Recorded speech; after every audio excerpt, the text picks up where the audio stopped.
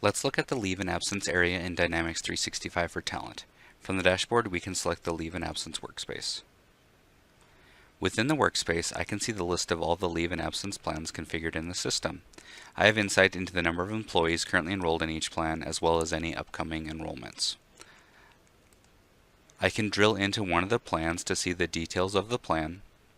I can also view the accrual schedule, including maximum carryover amount and a minimum balance to allow if employees can go negative with their requests.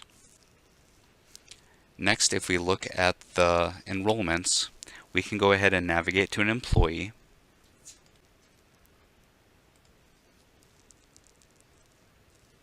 And for each employee, we can see the assigned leave plans that they are currently enrolled in.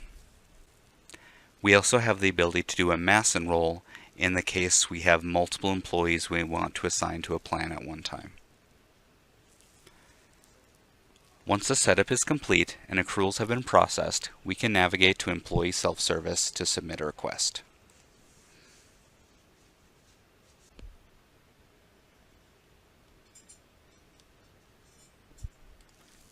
We can request time off by filling in the amounts for requested dates.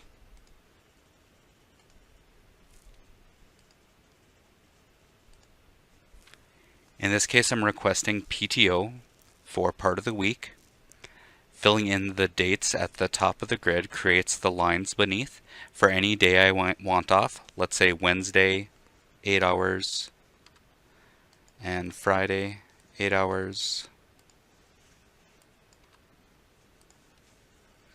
I can enter the request and then see the balances in the grid below to indicate my available balance, how much I've requested, and the amount remaining after this request.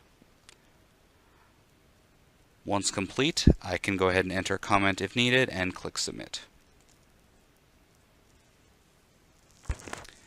For any employee who is also a manager, they can view their team's time off request by clicking on My Team and navigating to Leave and Absence. This gives you a brief overview of the leave and absence capabilities in Dynamics 365 for Talent.